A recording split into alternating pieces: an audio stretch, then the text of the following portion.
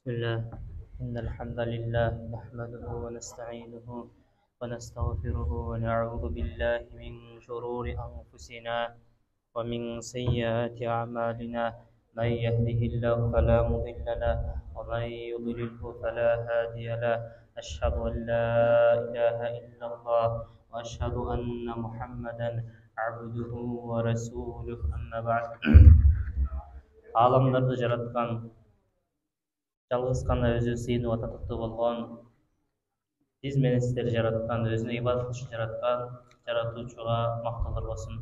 Андан кийин ааламдарды рахматка бөлөш үчүн, адамзатка рахмат тартуулаш үчүн жөнөтүлгөн пайгамбарга саламдар болсун. Жана пайгамбарды кыяматка чейин кимдер ээрчий турган болсо, аларга Аллах тааланын тынчтыгы жана саламы болсун. Ассаламу алейкум ва рахматуллахи ва баракатух. Аллах табарак ва таала бизди жараткандан кийин анын максатын баяндап өзүнүн берекелүү болгон китебинде мындай деп айтат. Аузу биллахи минаш шайтанир ражим. Ва ма халактул джинна вал инса илля лиябудун. Мен жиндер менен инсандарды өзүмө ибадат кылыш үчүн, сыйыныш үчүн гана жараттым дейт. Демек биздин жаралуу максатыбыз жалгыз болгон Алла тааланын өзүнө шерик кошпостон түзмөксүз өзүнө сыйынуу. Алла таала адамдар жараткандан кийин адамдарга ар кандай сыноолорду берди. Адамдарды ушу менен калтырып эле ким ла иляха иллаллах айтты болду, мусулман болду деп ошо менен калтырып койгон жок. Ар бир инсандарга Аллах таала сыноолорду берди да, ошол сыноо менен кимизи ыйманында бекем, кимизи жалганчыл экендигин ажыратыш үчүн. Ошондуктан Аллах табарак таала бул дүйнө жашоосун бизи кээде сүйүнүүчү убакыт болуп койду. Кээде биз кубана турган убакыт болду. Кээде биз ыйлай турган убакыт болду. Кээде адамды Аллах таала ушундай мүмкүнчүлүк берип байый турган убакыт болду. Кээде кедейчилик убакыт берип коет. Жана дени сак кылып коет, жана кээде инсанды оорутуп коет. Ушулардын баардыгы демек Кудай тааладан келген биз үчүн сыноо. Сыноо десе сөзсүз түрдө ал жамандык менен сыноо келбейт да. Бизге башыбызга бале түшүп, бале менен гана сыноо болбойбуз. Сыноонун түрлөрүнөн жакшылык менен да инсан сыналат. Ден соолук, жаштык, күч кубат, байлык, булардын баардыгы демек биз үчүн Аллах тааладан берилген сыноо. Эми бизди инсан демек Аллах таала сынаш үчүн жараткандан кийин демек сыноонун дагы бизге жоопторун үйрөтүп койду Аллах таалачы. Эгер кайсы бир экзамендерди ала турган болсок, экзамендерде суроолорун бекитип коет да, суроолорун жашырат, айтпайт эмне суроо экенинчи. Окутулган нерседен суроо беришет. Ал эми бирок Аллах тааланын сыноосу, бул дүйнө сыноосу бизге сыноо берди, сыноо үчүн жаратты. Жана ошол сыноонун жоопторуна чейин бизге үйрөтүп койду. Аллах таала өзүнүн инсан деген сүрөдө мындай деп айтат. Аузу биллахи минаш шайтанир ражим. Инна халакнал инсана мин нутфатин амшажин набталиhi фажалнаху самиан басира. Биз албетте инсанды бел суудан жараттык дейт. Аралашкан бел суу, аял эркектин аралашкан бел суудан жараттык дагы набталиhi биз аны сынайбыз дейт. Фажалнаху самиан басира. Жана биз инсандарды угуучу жана көрүүчү кылып койдук дейт. Демек Аллах таала бизди жаратты дагы сынаш үчүн жараттыр.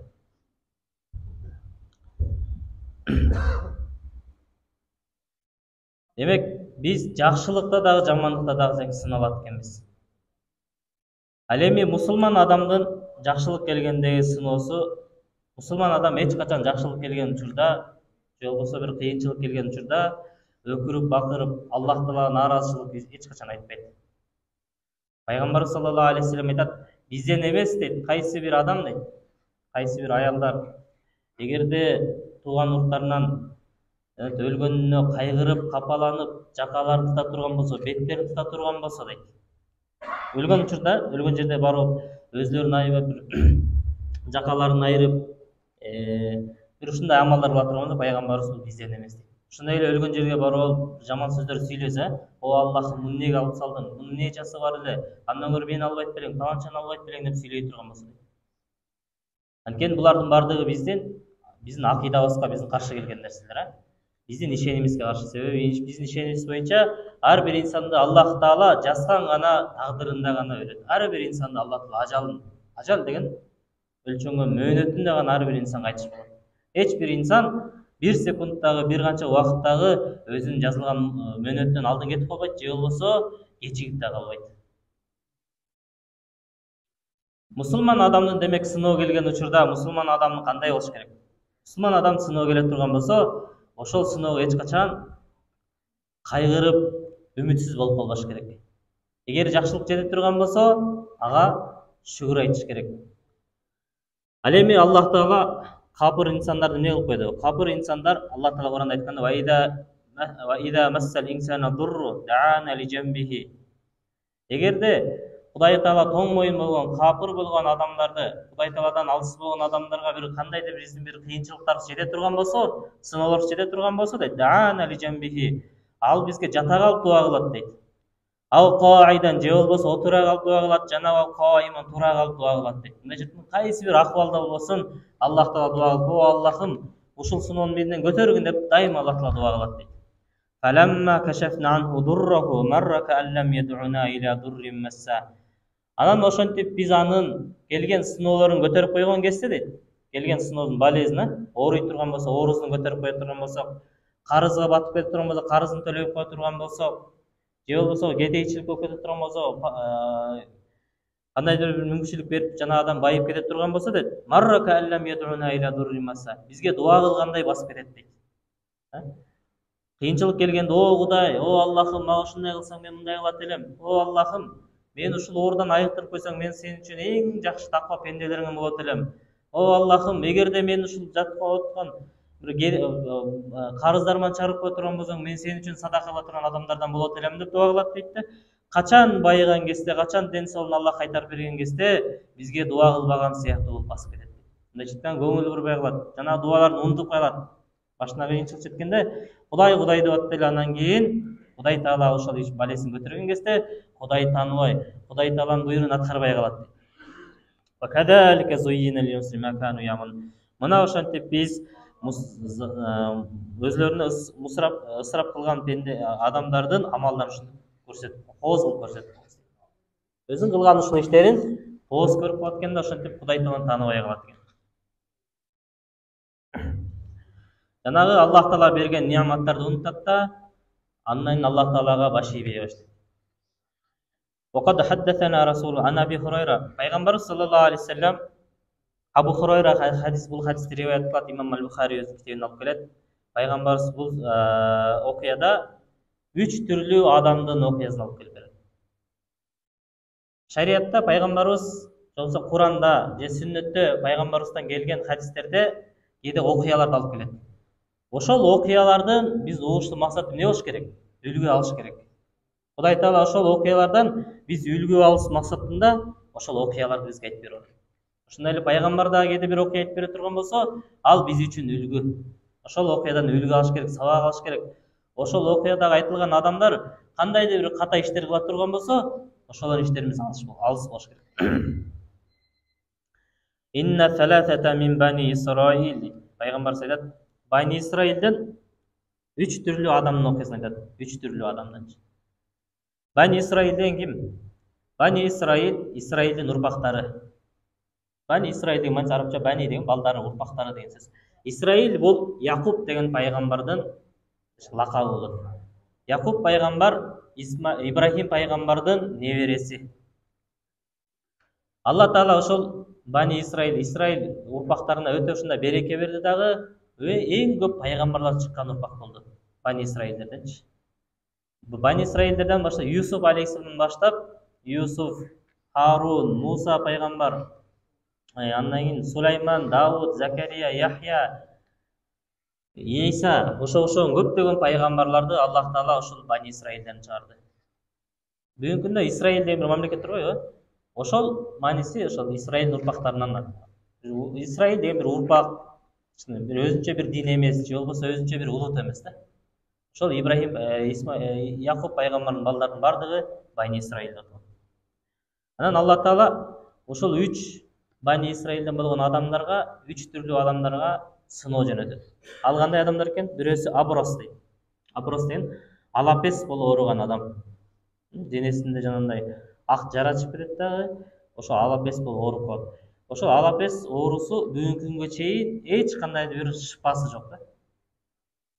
Бирок бүгүнкү күндө анын кылган медицина дарылай турган нерсеси аны токтотуп гана кое алат да. Башка анын дарысы жок.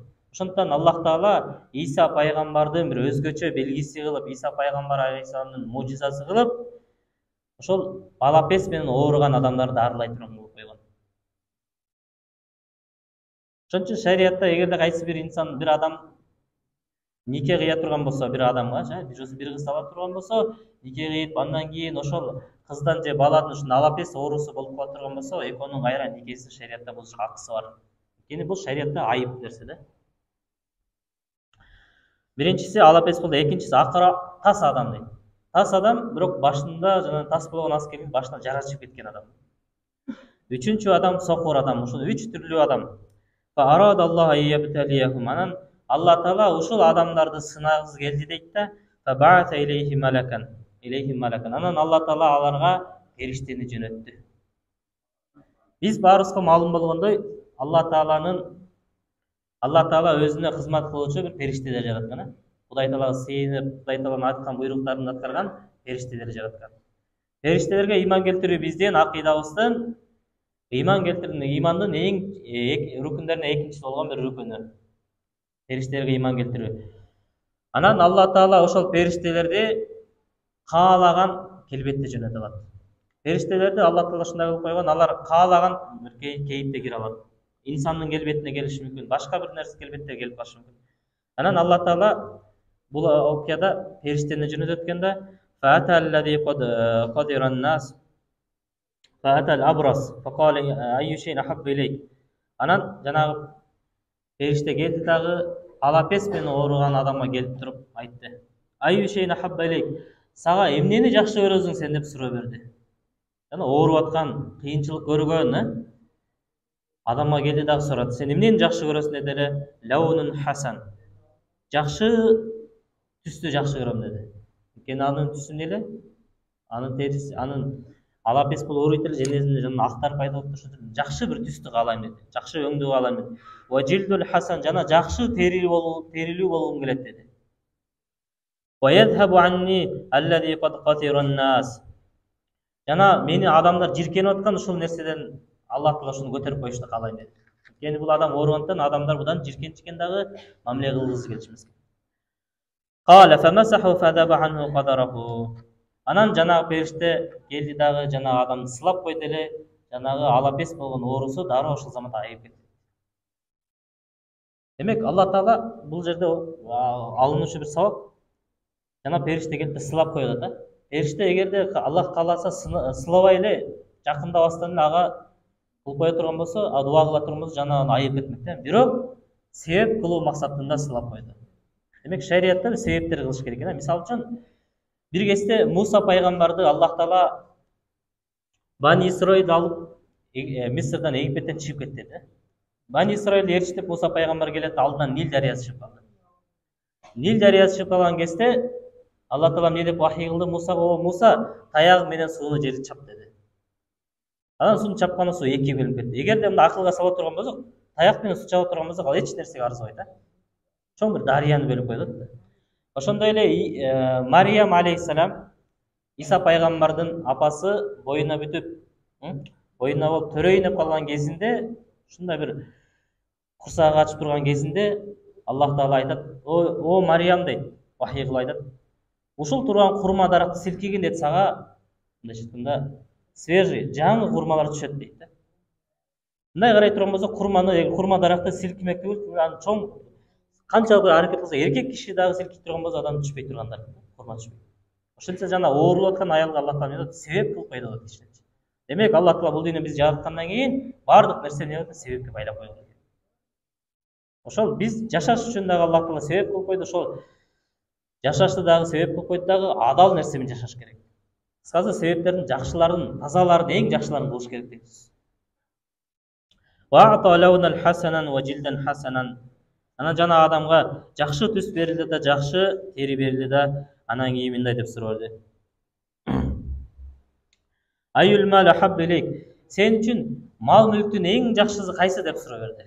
Жанагы периште жанагы адамды оорузунан айыктырган аз келгенсип, кийин экинчи суроо бериптир, не дептир? Sen үчүн эң жакшы мал кайсы? Эмнени жакшы көрөсүң мал мүлктөн дептир. Десе, кала ибил, төөнү жакшы көрөм дептир. Факала фаата нaqatan ushara. Анан жанагы адамга бир боз болгон жакында эми туйнуп турган бир эмени төөнү бериптир дагы, намит айттыр. Баракаллаху фика. Аллах Таала сага ушул берген мал мүлкүңө береке берсин деп дуа кылыптыр. Кала фата акра. Андан кийин бул адамга келип дуа кылып туруп кетип калды. Экинчи адамга барды. Экинчи адам жана тас болгон адамга келди да, "Айю шейна хабба илейк." Сен эмнени жакшы көрөсүң деп суроо берди. Десе, "Кала ша'рун хасан." Жакшы чач чыгышын каалайм деди. Демек биздин башыбызга чыгып аткан чач демек Аллах Таала берген бизге өзгө көрүнбөгөн бир неаматтардын бири деген сөз. Wa yadhhabu anni hadha alladhi qadira an-nas. Жана ошондой эле адамдар менден жиркенип аткан нерсени алып койсун каалайм деди. Кенен жанагы адам тас болгон аскерес не дедик, башында бир жаралары болгон экен да, адамдар ошондон жиркенишкен. Фамасаха фадахаба анху. Анан жанагы периште жанагы адамдын башын сылады эле, жанагы оорусу кетип калды дейт. Ва ата шаран хасан. Анан жакшы отия шаран хасанан. Анан жакшы чач өсүп баштады дейт. Анан сурат дейт. Сен үчүн эң жакшы мал мүлк кайсы? Эмнени жакшы көрөсүң деп сурат дейт. Десе, ал-бакар. Уйду жакшы көрөм дейт. Фаата бакаран хамиланан боз болгон уйду берди, ана эми төрөйт деген уйду берди да, анан ага дагы дуа кылып кетти да. Аллах Таала сага ушул берген уюңа Аллах берекесин берсин деп дуа кылды. Фаата лама факала аю шейна хаббалик. Анан кийин үчүнчү адам сокурга келди да, жанагы эле периште үчүнчү сокурга адамга келип туруп адан да сурады. Аю шейна хаббалик. Сен эмнени жакшы көрөсүң деди эле. Факала айяруддаллаху илейя басари фа убсиру бихин нас. Мен каалайт элем, Аллах Таала менин көзүмдү кайтарып берип коюшту. Кайра мен мурункуда көрүп калышымды каалайт элем. Мен адамдарды көрсөм деп, адамдар сыяктуу болуп көрсөм деп ушул көздү тилейт. Фамасаху фараддахуллаху алейхи басару. Анан жанагы периште жана адам көзү сылады эле, жанагы адам көзү көрүп калды. Факала айюл амалу хабба айюл мал хаббу илейк. Анан жана периште суроо берди да, кайсыл мал мүлкү жакшы көрөсүң деди. Десе, кала ганам. Койду жакшы көрөм деди. Фаутия шатан валдан. Анан эми туйнуп турган боз болгон койду берди, анан кийин ага дагы дуа кылды. Аллах Таала берген мал мүлкүңө ушуңа берекесин берсин деп дуа кылып кетип калды. Эми мындан алынып турган нерсе, периштенин дуаларын Аллах Таала кабыл кылды. Анткени периштелер адам качан дуасы кабыл кылынат? Качан инсан арамдан канчалык алыс болгон сайын ошончалык Аллах Таала ошол адамдын дуасын кабыл кылды. Пайгамбарыбыз саллаллаху алейхи вассалам бир адам дескерет, сапарда жүргөн дейт. Кыйналган, эки колун асман көтөрүп, "Я Рабб, о Аллахым" деп ушундай дуа кылат дейт, бирок Аллах Тааланын дуасын кабыл кылбайт дейт. Анткени бизге маалым сапарда кыйналган адам, сапарда жүргөн адам, чалыккан, чарчаган адамдардын Аллах Таала дуасын кабыл кылат. Бирок жана адам дуасын Аллах кабыл кылган жок. Анткени анын пайгамбар хадисинде жегени арам дейт, ичкени арам эле, жана башка бирөөлөр ага берген тамак аштарда арам нерсени жеген болчу дейт. Кантип анан Аллах анын дуасын кабыл кылсын дейт. Демек инсан канчалык арам нерседен алыс болсо ошончалык Аллах Таала дуасын кабыл кылат. Бизге да дуа кылабыз, бирок дуасы кабыл болбой болушу мүмкүн. Эмне себептен? Яни арам нерсе балким жегендиктен. Ал эми Аллах Таала периштелерди сыпаттаганда ла ясуналлах ма амара ва яфалуна ма юмарун. Аллах Таала эч качан тоң моюнду кылбайт дейт. Периштени Аллах жараткандан кийин периштелер ушундай бир биз инсандар сыяктуу алар үчүн бир каалоо, эркин сезим деген нерсе жок экен. İnsanlarda ol жалкоолук деген нерсе жок экен. Периштелер демек эч качан тоң моюнчукту кылбайт экен. Аллах Таала эмнеге буйрса дароо ошону аткарышат экен да. Анан жана периштенин Аллах дуасын кабыл кылып, жанагы адамдардын мал мүлкүнө Аллах береке берди дейт. Фаунти жахада ва валат факана ли хада вади мин ал-ибл. Анан жана төө берген адамдын төөсү бир өрөөн төө басып кетти дейт. Экинчисинин дагы бир өрөөн уй болуп кетти. Үчүнчүсүнүкү дагы ошондой бир өрөөн кой болуп кетти. Мындай жатканда мал мүлк ушундай көбөйүп кетти. Сан жеткис болуп калды.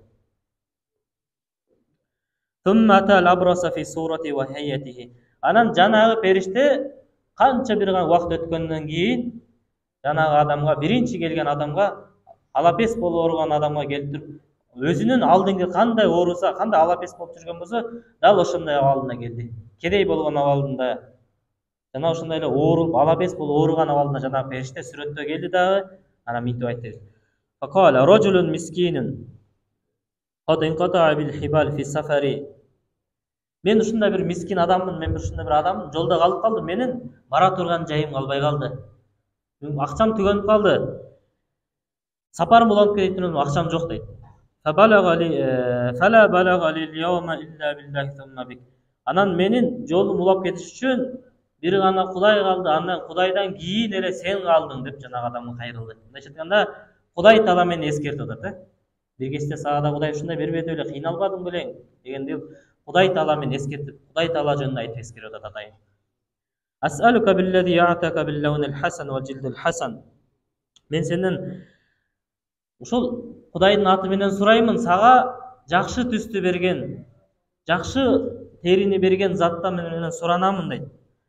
Мага ушундай бир төбө берчи, бир төбө эле берчи дейт. Бир төбө, мен ошо төбө менен сапарымды улап кетип калайын деди. Төбөнүн да эң жакшысы же болбосо күнчөзү мындай деп айткан жок да. Кайсы бир төбөң болсо да, бир не деди анын? Бир өрөөн төбө болуп кетти эле да. Ошодон мага бир эле төбө берчи деп жанагы адам суранды. Сураса жанагы адам айтты: "Факала ал-хукука катира."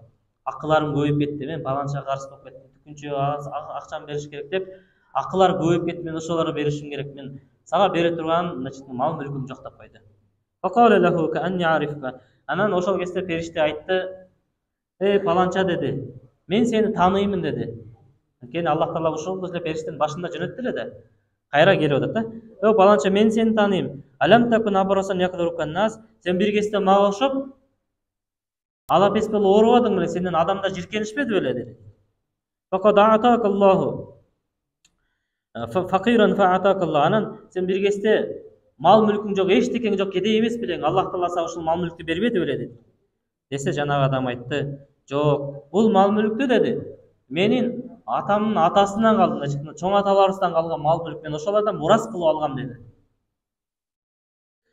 Ошол кезде периште айтты: "Ин кунта кадибан фасайяракаллаху иля ма кунта." Эгерде сен айтып жаткан сөзүндө жалганчы боло турган болсоң деди, Аллах таала сени алдыңкы абалыңа кайтарып койсун деди.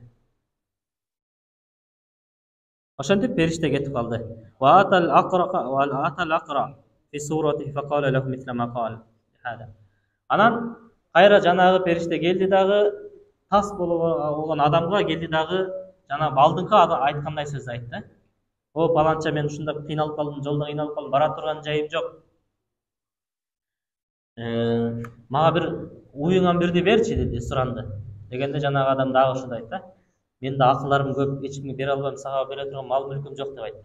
Деген кезде жанагы адам, жанагы периште дагы мынтип айтты: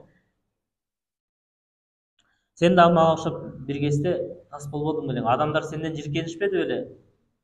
Эми ушинтип байлык Аллах таала ушинтип бергенден кийин ушундай кыласың бе? Эгерде сен айтып жаткан", анан жанагы адам айтты: "Жок, бул мал мүлктү мен деди, чоң аталарымдын атасынан калды" деди. "Мен дагы мурас кылып алгам" деди. Мындайча өзүм, мен бир кезде кедей элем, Кудай таала байытты деген жок. Чоң аталарыман, аталарыман ушинтип калып отуруп, мен ушинтип байып кеттим. Деген кезде жанагы периште дагы айтты: "Эгерде сен ушул айтып аткан сөзүңдө жалганчы боло турган болсоң, Аллах таала сени алдыңкы абалыңа кайтарып койсун" деди.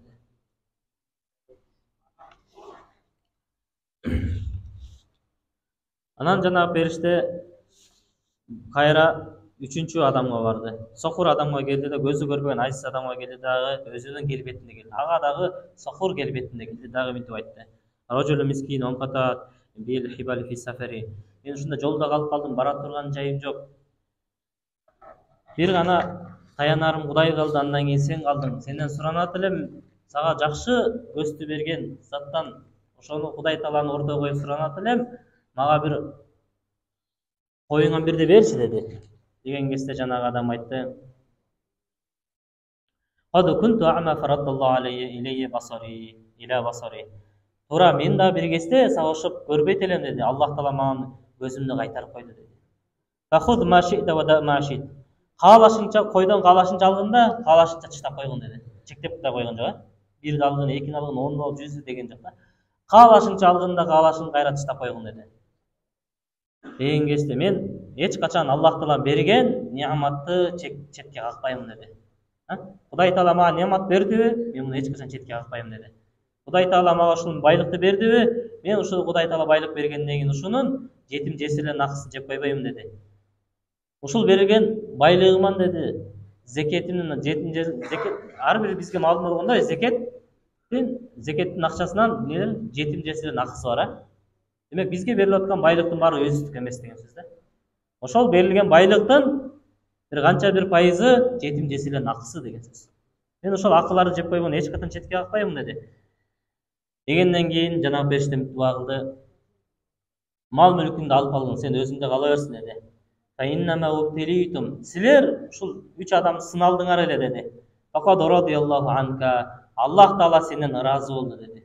Жанагы сокур адамдан Аллах Таала ыраазы болду деди. Васахита аля сахибейк. Ал эми берки 2 адамга Аллахтан нааразычылыгы түштү деди. Демек Аллах Таала ошол 2 адамга нааразычылык түшүп калды. Ал эми берки адамга болсо Аллах Тааланын ыраазы түштү. Демек бул дүйнөнү Аллах Таала бизге сынаш үчүн берген. Бул дүйнөдө баардыгы сыналат экенбиз. Эгер ошол сыноодон өтөбүзбү, өтпөйбүзбү? Сыноонун эң оору жокчулук эмес да, тескерисинче токчулук. Токчулук адамды, биз айтып атат кыргыздар да, эркекти токчулук бузат деп атат. Токчулук келгенде инсандар көптөгөн шүгүрлөр кылбай калышы мүмкүн. Көптөгөн адамдын акысын жеп коюшу мүмкүн. Аллах Тааланын ибадатын унутуп коюшу мүмкүн. Кудай Таала сыйын унутуп коюшу мүмкүн. Зекетин бербей коюшу мүмкүн. Ажылыкка барбай коюшу мүмкүн да. Ал эми башка кыйынчылык келген кезде инсан көтөрөт. Көпчүлүк инсандар башына кыйынчылык кетсе көбүнчө көтөрүп өтүп кетет сыноолордончу. Анткени башка айла жок деген сөз да. Башка кыйынчылык жетти, бирөө жаным кайтыш болуп кетти, аны миң ыйлап канча бир аракет кылса да аны эч качан тирилте албайт. Алла Таала кедей деп жазып койду, ал канча миң аракет кылса да Алла Тааланы байытып койбойт. Эгерде ошол тагдырына кедейчилик жасап турган болсо, эч качан байыбайт. Же болбосо карыз болуп кетсе, ал миң ыйласа дагы эгерде Аллах кааласа ошо карыздан чыга албайт. Демек, бул башка жеткен кыйынчылыктын, сыноо бизге 2 түрлүү атат. Жакшылык жана жамандык. Жамандыкка сыноо демек оңой экен.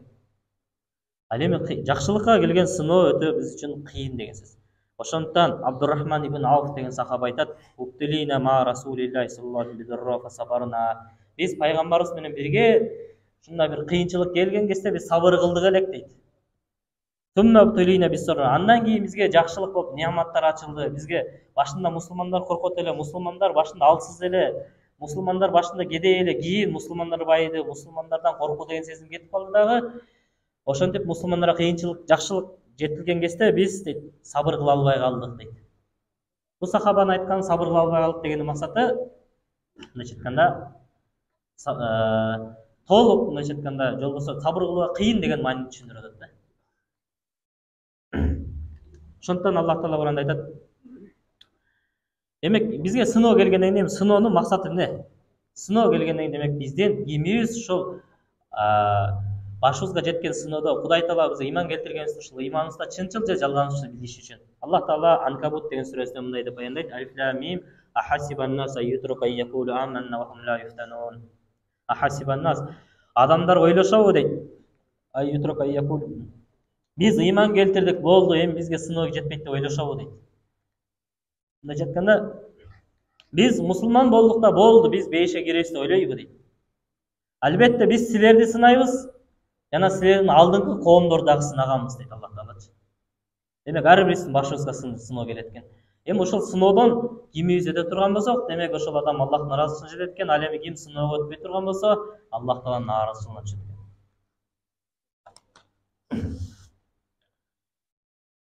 Урматтуу мусулман бир туугандар, сыртта бир эжелер жана ушундай эле бир акит турат экен. Ошол адамдардын сапардан жолдон келатып бир кыйынчылыкка дуушар болуп калышыптыр.